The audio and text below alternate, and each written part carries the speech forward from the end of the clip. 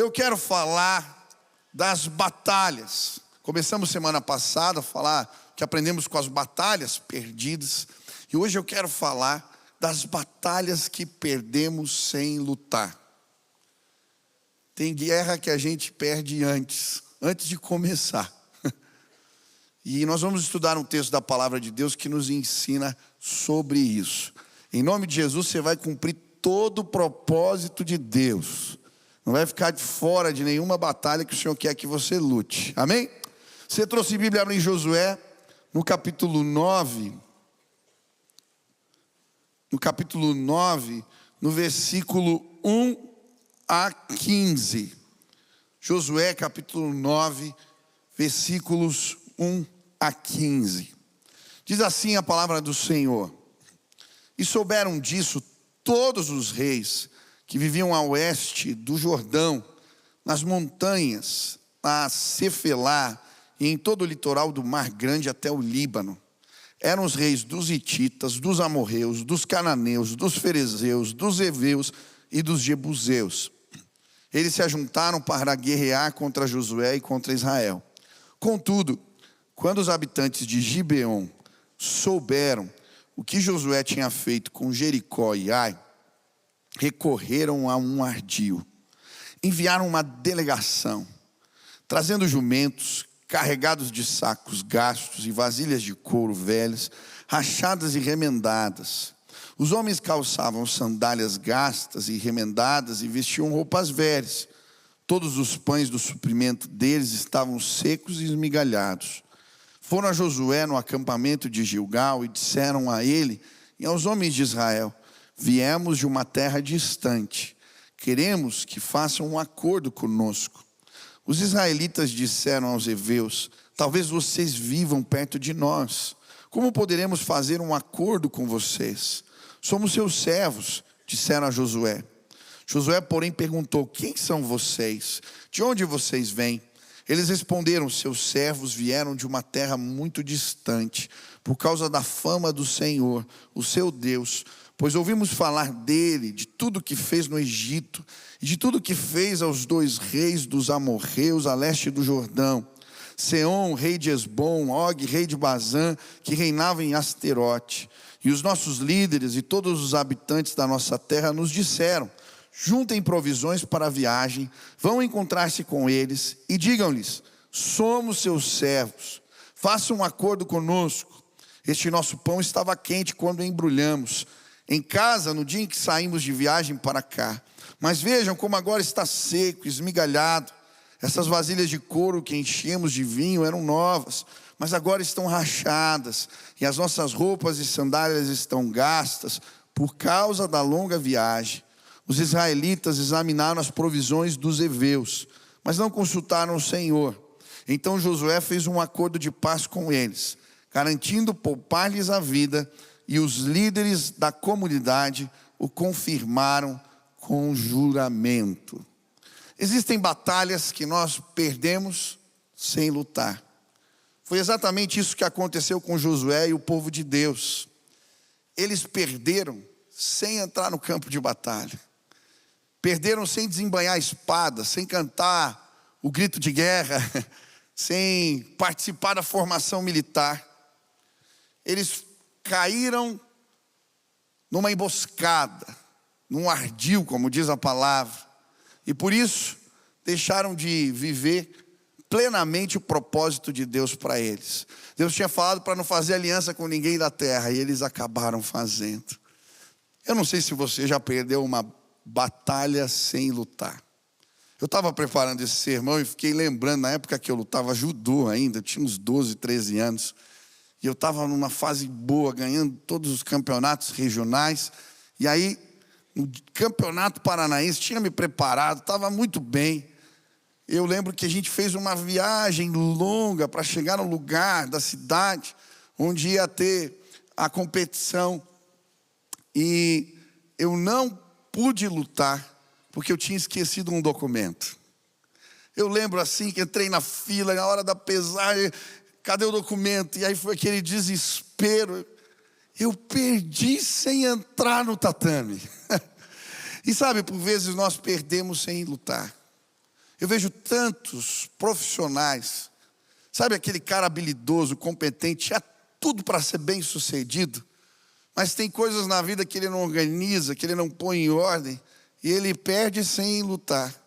Quantas vezes eu vejo pastores eloquentes, homens que tinham tudo para ter um ministério frutífero, mas eles perdem antes de chegar no altar. Quantas vezes eu vejo pessoas se auto-boicotando, situações que não resolvemos. Os estratagemas, as ciladas, elas acabam impedindo a gente de viver plenamente todo o propósito de Deus. Quantos querem viver todo o propósito de Deus? Hoje eu quero falar das emboscadas. Enquanto eu li esse texto, o que me chamou a atenção foi o versículo 3 e 4. Ele diz assim: contudo, quando os habitantes de Gibeão souberam o que Josué tinha feito com Jericó e Ai, recorreram a um ardil. A fama do que Deus estava fazendo através de Josué e dos seus exércitos se espalha na terra. Derrubaram os muralhas de Jericó com um grito, destruíram a cidade de Ai. E aí os gibeonitas recorreram a um ardil. Essa palavra ardil, ela é a mesma palavra usada no hebraico para quando Eva é enganada pela serpente. A Bíblia diz que ela usou de astúcia. Essa palavra significa maquinação, cilada, emboscada, astúcia. Os gibeonitas, percebendo que não podiam lutar contra Deus, usaram de astúcia, prepararam uma cilada para que o povo de Deus não vivesse plenamente os seus propósitos. Eu creio que o inimigo continua usando ciladas. É por isso que a Bíblia vai dizer em Efésios que devemos, sim, vestir toda a armadura de Deus para resistirmos às ciladas do inimigo. Ele quer impedir que os propósitos de Deus se cumpram plenamente nas nossas vidas. E hoje, eu queria te ajudar a entrar no campo de batalha, a lutar as guerras certas, as que o Senhor te escolheu para lutar. Eu queria olhar para algumas ciladas que estavam no meio do caminho de Josué e que estão no nosso também. Você já caçou passarinho? Quem já caçou passarinho aqui? Aí, pastor, coisa, né? Já. Sabe arapuca? Já montou arapuca? Você faz põe com aquele galinho assim, põe a comidinha, aí o passarinho vem comer e ele mesmo derruba e fica preso ali. Cuidado. O inimigo, ele faz exatamente isso com a gente. Ele põe umas coisas no meio do caminho, umas comidinhas para chamar a atenção. Quando a gente vê, a gente fica preso. Ei, nós vamos arrebentar com as arapucas do inimigo. Todo o propósito de Deus vai se cumprir na minha e na sua vida, em nome de Jesus. Você crê nisso? Quais são as ciladas que encontramos nesse texto? Como é que o inimigo tenta parar o povo de Deus aqui? Eu creio que perdemos sem lutar quando damos ouvidos a quem não deveríamos ouvir.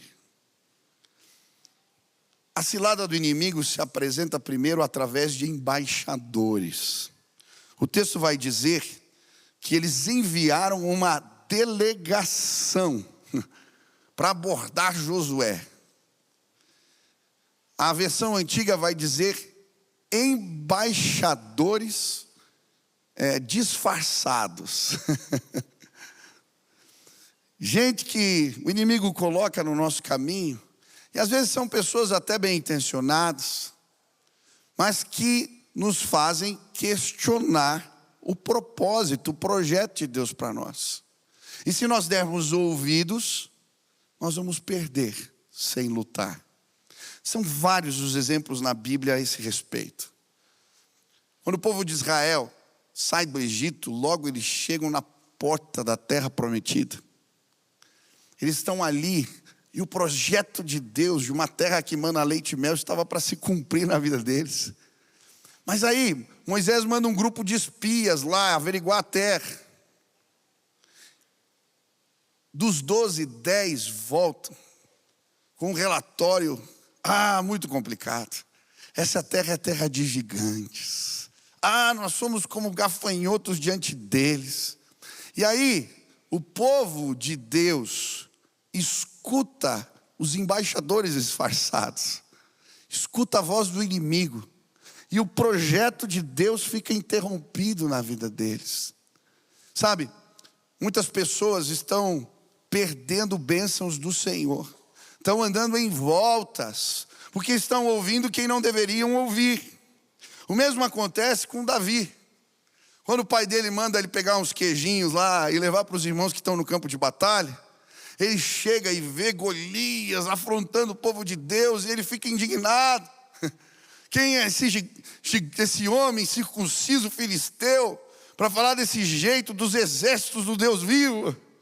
E aí os irmãos de Davi dizem: você é um presunçoso, você veio aqui porque você tem sede de sangue, você veio ver ali um show horrível, você está aqui com motivações erradas. E eu fico pensando, se Davi tivesse voltado para casa com o resto dos queijos na mão, o projeto de Deus tinha se interrompido na vida dele.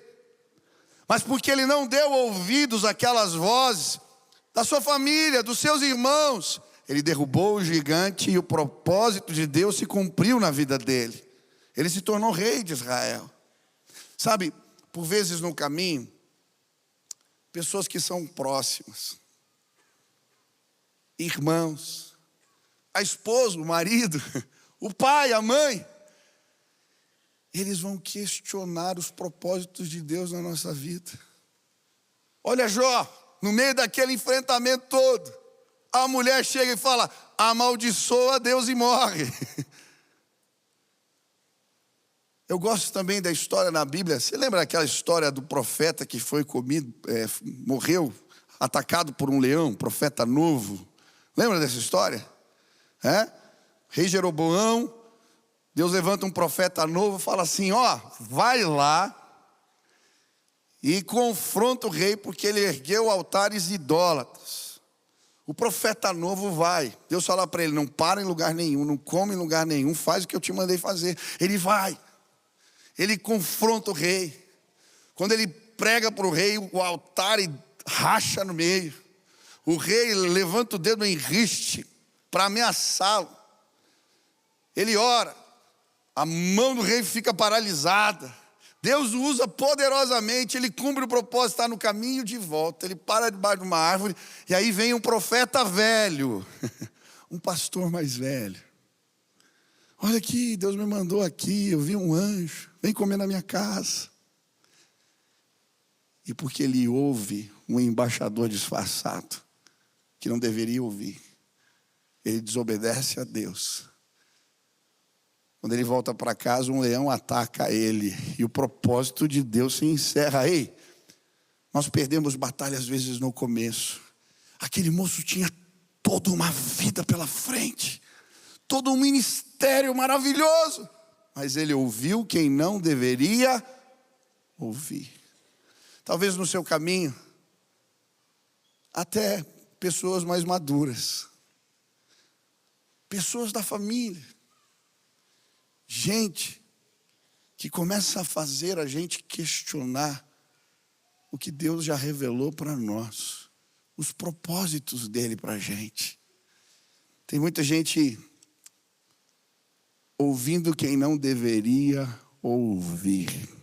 Cuidado com os embaixadores disfarçados. Eu gosto de olhar isso na perspectiva da história. Eu gosto da história do William Carey, considerado o pai das missões modernas. Um moço simples, sapateiro, se converte e orando entende que Deus tem um propósito dele de levar o evangelho para a Índia. Ele compra um mapa mundi, ele começa a orar por esse intento. Mas numa reunião da sua igreja, um líder mais velho se levanta para dizer assim: olha, se Deus quiser converter os pagãos, Ele vai fazer isso sem a minha e sem a sua ajuda. Eu gosto também da história de Jonathan Edwards. Ele fez um sermão que ficou famoso chamado Pecadores nas Mãos de um Deus Irado. Quando ele prega, a presença de Deus é tamanha no lugar que as pessoas começam a abraçar as colunas e chorar arrependidas. Um homem de Deus, usado poderosamente pelo Senhor, mas quando estava no seminário, estudando, um professor disse para ele assim: você não tem jeito para esse negócio, você não serve para pregar. Sabe, quando estamos andando na direção dos propósitos de Deus, vamos encontrar outras vozes, pessoas dizendo para nós que o caminho não é por aí. Cuidado, se você ouvir as vozes erradas, você vai perder, sem sequer entrar no campo de batalha. Quantas vezes eu compartilhava meus sonhos, e às vezes eu tenho uns sonhos, eu costumo dizer que sonhos de fé têm que ser ridículos, aterrorizantes, ameaçadores, porque o nosso Deus é grande e poderoso. Você crê nisso? E às vezes eu compartilhava uns sonhos assim meio diferentes. Eu lembro uma vez que uma pessoa falou para mim: você sonha demais, você vive no mundo da lua, volta para a realidade, essas coisas não vão acontecer. No nosso caminho nós vamos ouvir muitas vozes. Talvez um e-mail chegou para você essa semana, talvez uma palavra mal colocada, através de uma ligação, um telefonema, uma discussão numa reunião. Preste atenção em nome de Jesus. A voz do Senhor é como o som de muitas águas.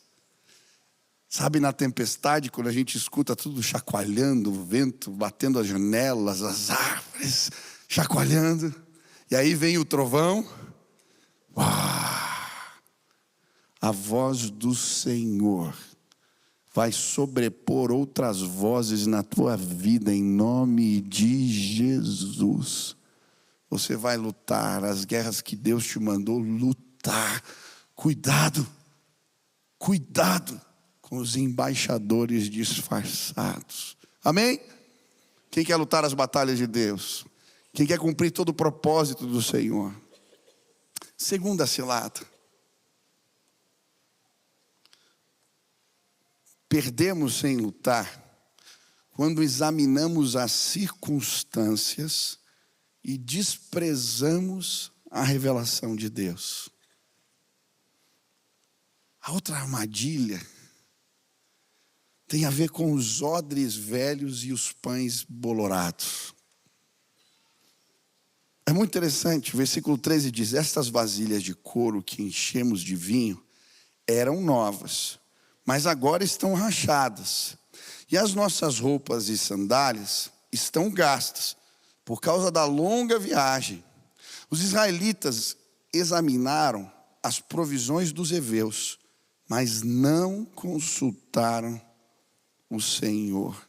Olha o que acontece aqui. A Bíblia vai dizer que eles examinam as circunstâncias, as provas falsas que os gibeonitas trazem para eles.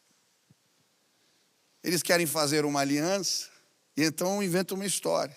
Nós não somos um povo vizinho, nós viemos de longe. Quando a gente saiu de casa, a nossa roupa era nova, a sandália estava boa. Mas olha aqui, a roupa gastou, a sandália envelheceu. Nós saímos com os odres cheios de vinho. Naquela época eles guardavam vinho em odres que eram feitos com couro de cabra. E por isso aquilo esgarçava com o tempo e com a fermentação do vinho. É por isso que Jesus vai falar que a gente põe vinhos novos em odres novos. Porque se eu puser o vinho novo no odre esgarçado, ele arrebenta. Então falou, estava novo, o vinho fermentou, está esgarçado o odre. Faz tempo que a gente está andando. Olha o pão, estava fresco, agora está embolorado. Eram falsas evidências. O objetivo era fazer o povo de Deus lutar contra o Senhor. Mas o que a Bíblia fala que eles fazem? Eles examinam as provisões dos heveus, mas não consultam o Senhor. Preste atenção, se você quer vencer as batalhas espirituais, quer avançar na vida, A revelação de Deus precisa sobrepor qualquer circunstância. Muitas vezes estamos tomando decisão e deixamos de lutar porque avaliamos as circunstâncias e não a revelação de Deus. Isso acontece em vários textos da Bíblia. Eu acho interessante. Esses espias que amedrontam o povo, eles trazem provas. O que eles trazem lá da terra prometida? Os cachos de uva gigantes, 2 homens tinham que carregar. Só está vendo, ó, é terra de gigantes. E por vezes, quando analisamos as circunstâncias, podemos ser confundidos. Agora, como buscamos a Deus, como Josué e Caleb, ele fala, não, isso aqui não é prova que é terra dos gigantes, isso é prova da promessa, que a terra mana leite e mel. Olha o que acontece com Moisés. Quando Deus manda ele enfrentar o faraó, Deus fala que os sinais dele o seguiriam. Ele vai enfrentar o faraó, ele pega o cajado, joga no chão e o cajado vira uma cobra. O que o faraó faz?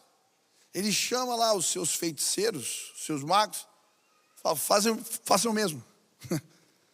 Aí eles jogam o cajado e vira serpente também. Aí Deus faz mais um sinal, água e sangue. Eles repetem também. Por vezes o inimigo vai usar as circunstâncias para nos confundir. Agora, Moisés vê a imitação do inimigo e ele continua falando, não, Deus me mandou. Deus me mandou. E chega um momento que os magos do faraó vão dizer assim, isso aqui não tem como fazer igual. Isso aqui é o dedo de Deus. Quando seguimos a despeito das circunstâncias, Deus deixa marcas indeléveis. Só Ele pode fazer, só Ele pode fazer, só Ele pode derramar graça. Ei, pare de olhar somente para as circunstâncias, para os odres velhos, os sapatos velhos. Às vezes nós examinamos as situações como Isaac.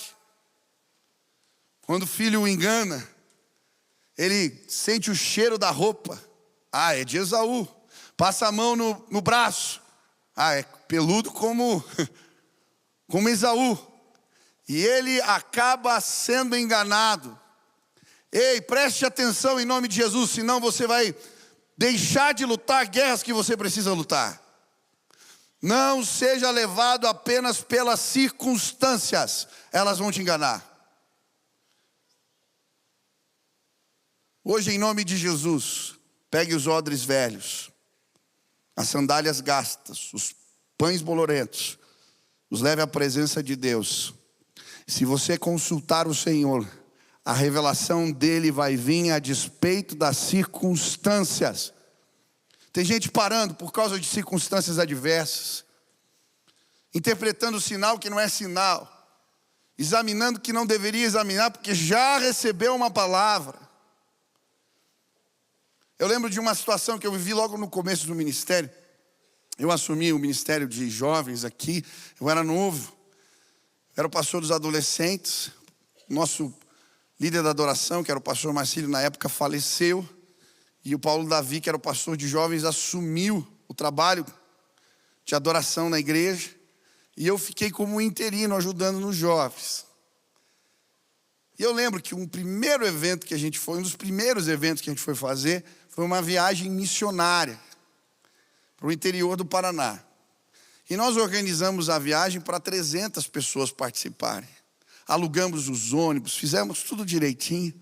Só que faltando 2 semanas, quando a gente foi avaliar como estava andando o evento, tinham 7 inscritos. E eu lembro que a gente fez uma reunião para avaliar as circunstâncias. Eu lembro que a gente debateu, falou, olha, a probabilidade de dar prejuízo é muito grande, não teve aderência. Acho que devemos talvez cancelar. Era esse o objetivo da reunião. Mas então, alguém, na verdade hoje é diácono nosso, Marquinhos, eu lembro, ele pegou o livro devocional. Falou, eu estava orando por essa reunião. E Deus me deu esse texto, que Ele vai multiplicar os pães e os peixes. E eu creio que vai acontecer alguma coisa e a gente vai experimentar uma graça de Deus. Vai ter gente lá no dia. E aí então eu falei, vamos orar, e nós oramos. E a revelação do Senhor veio, Deus testificou no nosso coração. 2 semanas depois, eu lembro bem, nós estávamos com todos os ônibus lotados, 300 lugares, tivemos que ir com mais 2 combis e mais alguns carros, porque faltou lugar. Ei, você pode andar olhando para os odres velhos e para os pães bolorentos, ou você pode buscar uma revelação de Deus que está acima das circunstâncias. Ei, em nome de Jesus, para vencer as batalhas que o Senhor tem para as nossas vidas, precisamos andar por fé e não por vista. Atente para as coisas que não se veem, porque essas são eternas. Quem sai andando e olhando para as circunstâncias apenas, não luta batalhas que Deus queria que lutássemos. Quantas vezes eu vivi isso? Contei agora lá na convenção. Logo que começamos aqui no ministério, comecinho, primeiro mês, libera o terreno aqui do lado. Nós oramos tanto tempo, 20 anos para ter esse lugar. Aí eu fui para a reunião avaliar circunstâncias. Estava o Nilson, estava o Cida, a gente fez conta e não fechava. Dava um prejuízo de, se fosse colocar tudo no papel, só o aluguel já estava fora, tinha ainda o dissídio, dava mais de 200 mil por mês, e ainda tinha que fazer toda a obra de construção.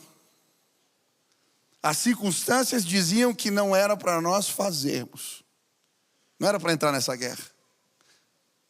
Eu fui orar, falei, Deus, a gente ficou 20 anos orando por isso. Se a gente não pegar agora, talvez fique mais 20 anos, porque eu não sei quando vai liberar de novo o terreno. É do Senhor. Deus deu uma palavra. E sobre as palavras de Deus nós lançamos as redes. Eu lembro bem certinho. Já tinha um parecer do tesoureiro dizendo, ó, não dá, menino, você vai começar já com a corda no pescoço, já todo endividado. Melhor não. E eu fui orar, liguei para ele, Deus me deu uma palavra. Chegamos na reunião do conselho. Eu lembro que eu cheguei na reunião do conselho, tem um irmão que trabalha com acrílicos. Na hora que eu entrei na reunião, ele me deu uma placa com a foto do nosso terreno aqui da Igreja do Alto e o terreno do lado. Ele disse, ó, eu estou dando isso aqui para você orar porque esse lugar vai ser nosso. No dia que eu ia levar a reunião, o assunto na pauta da reunião, eu só pus a placa na frente, contei que o irmão tinha dado aquele negócio, para mim era um sinal de Deus. Falei, gente, nós não temos dinheiro, mas vamos dar um passo de fé. O conselho votou unânime. Sabe o que aconteceu?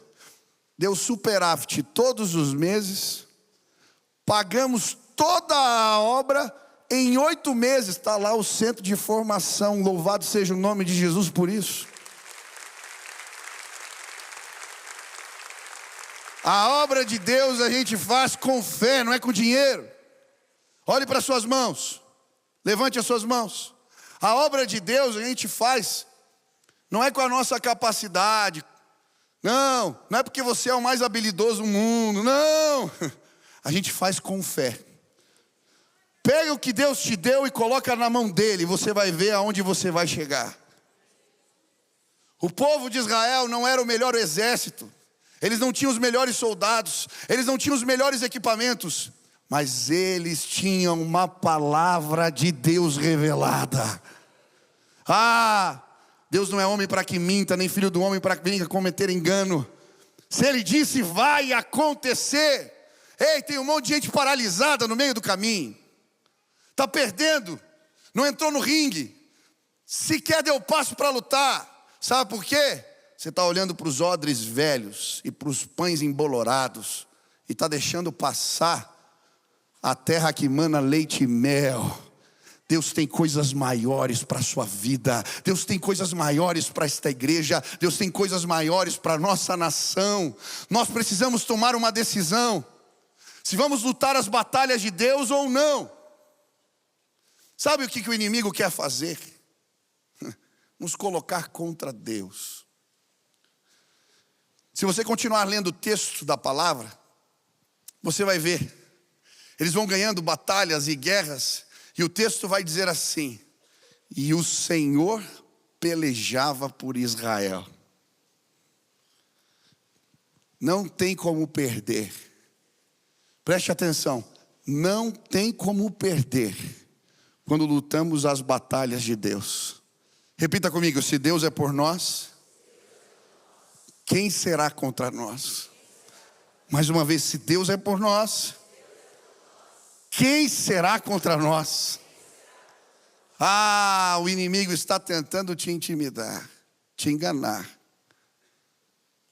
Ele deixou arapuca. Você pode ouvir as vozes erradas, você pode medir somente as circunstâncias, mas se você andar por revelação, você vai ver as marcas do poder de Deus na sua vida. A Bíblia vai nos falar nesse texto de outras ciladas. Hoje à noite eu vou falar das emoções que nos confundem. Vou falar também das alianças erradas, emboscadas. Mas hoje eu queria te desafiar a viver todo o propósito de Deus para a sua vida. Talvez você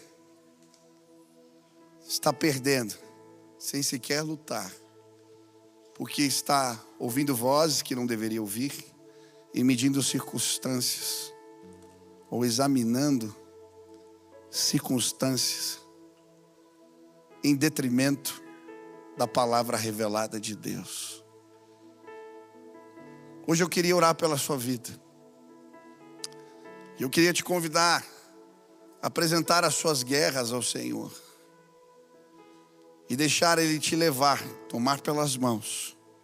Se você lutar as batalhas certas, as batalhas de Deus, você já é mais do que vitorioso em Cristo Jesus. Pare de olhar para as circunstâncias. Pare de olhar para as circunstâncias. Pare de olhar somente para as circunstâncias. Deus vai se revelar neste lugar, em nome de Jesus. Se hoje você quer pedir ajuda de Deus para enxergar, discernir emboscadas, ciladas. Se hoje você quer pedir ajuda de Deus para lutar as batalhas que o Senhor quer que você lute. Você quer entrar nas guerras que Ele te chamou para lutar. Se hoje você está dizendo: Senhor, me ajuda, fica de pé no teu lugar agora. Eu quero orar por você e pedir: Deus, nós vamos derrubar as emboscadas do inimigo. O Senhor é por nós.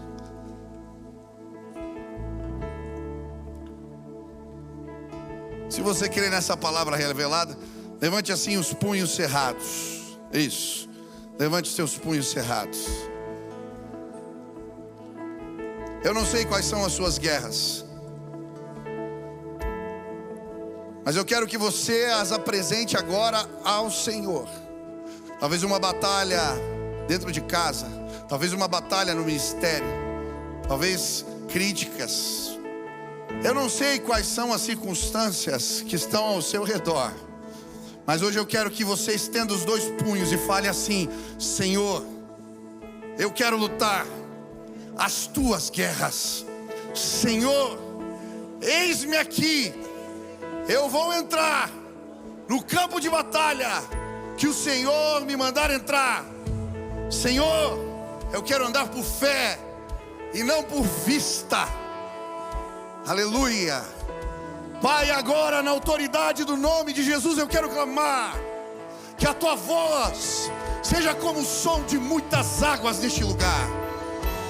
Os meus irmãos estão olhando o vento forte, as tempestades, o barulho lá fora. Que a tua voz ressoe neste lugar como um trovão. Que pessoas que ficaram prostradas se levantem hoje em nome de Jesus. Pessoas que ouviram vozes erradas: você não pode, você não consegue, esse projeto não é para você, você está ficando louco, maluco. Ei, Pai, que eles possam calar essas vozes hoje, que o teu povo se levante. Nós queremos vencer, Pai, na autoridade do nome de Jesus. Se Deus é por nós, quem será contra nós? Não existe nada difícil para o Senhor. Deus, revela os teus sonhos, revela a tua palavra. Queremos andar por revelações, passo a passo. Queremos o teu direcionamento. Queremos olhar as circunstâncias, os odres velhos e os pães embolorados. Ah, Pai, na perspectiva, colocando acima a revelação do Senhor. Pai, em nome de Jesus, quebra emboscadas, derruba ciladas, que os meus irmãos possam marchar a passos largos na direção dos teus propósitos. Faz assim, Senhor, faz assim, em nome de Jesus, amém? Talvez você esteja lutando tuas guerras sozinho, na força do teu conhecimento, da tua razão, das tuas ideias. Hoje eu queria te convidar a depositar tua fé em Deus. Pastor, como assim?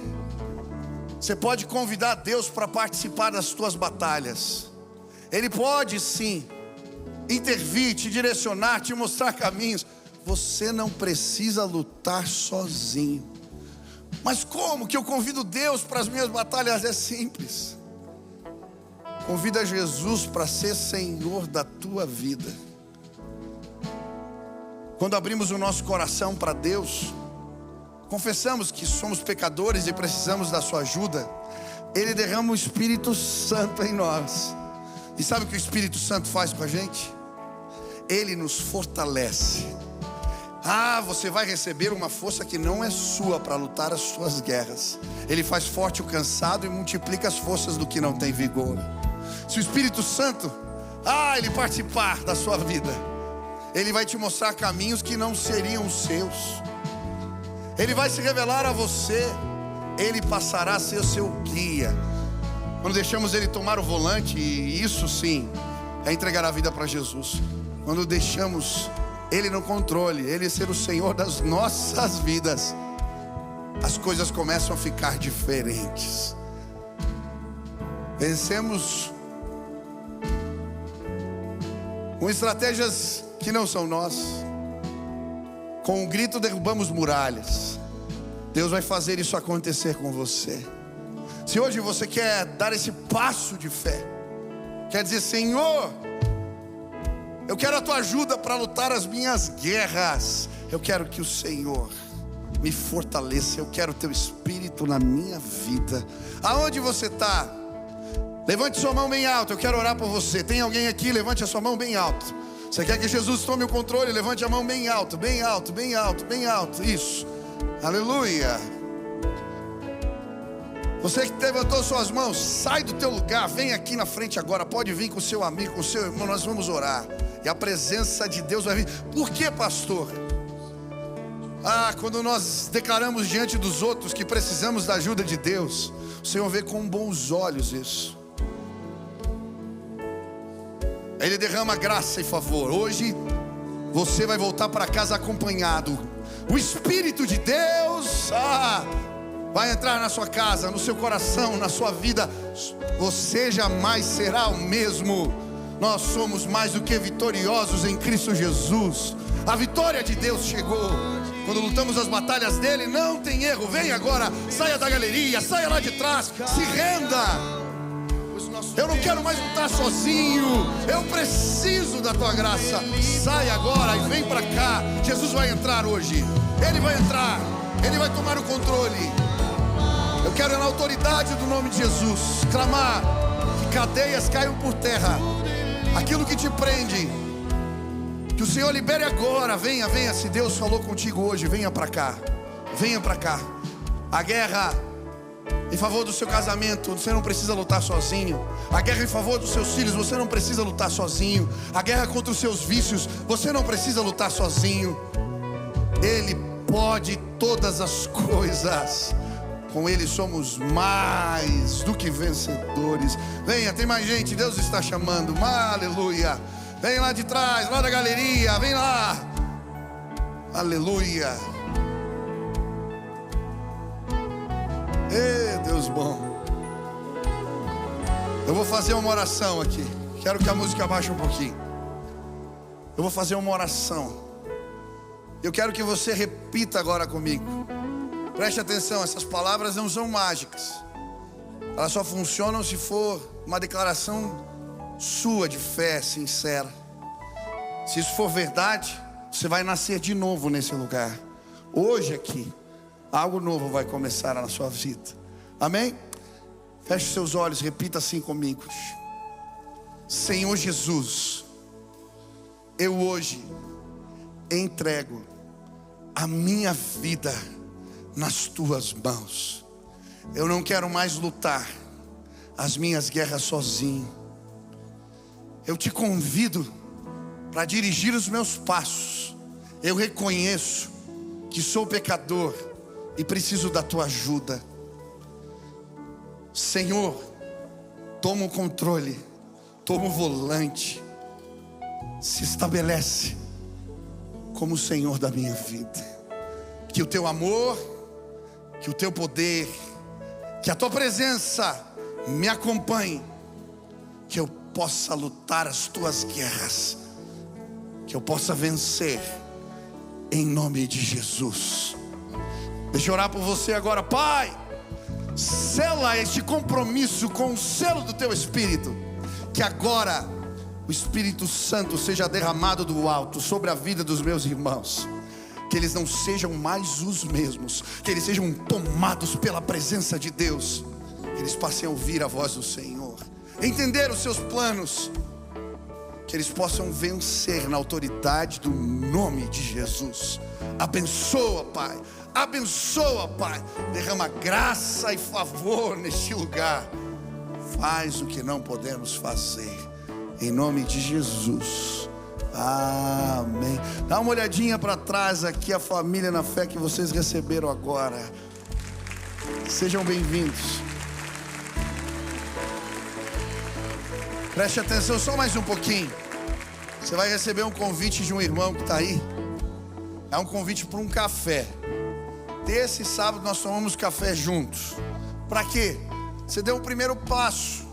Mas seguir a Jesus, você precisa entender o que Jesus ensinou para poder ser de fato um seguidor dele. Nós queremos te ajudar. Então vem aqui, ou terça ou sábado. Você não pode essa semana, venha na próxima. Toda semana nós temos esse privilégio. Queremos te servir um café gostoso e te falar dos próximos passos. Você tem alguma dúvida? Pergunta para quem te entregou o folheto aí. Nós queremos te ajudar nessa caminhada de fé. Que Deus abençoe vocês. Amém? Glória a Deus.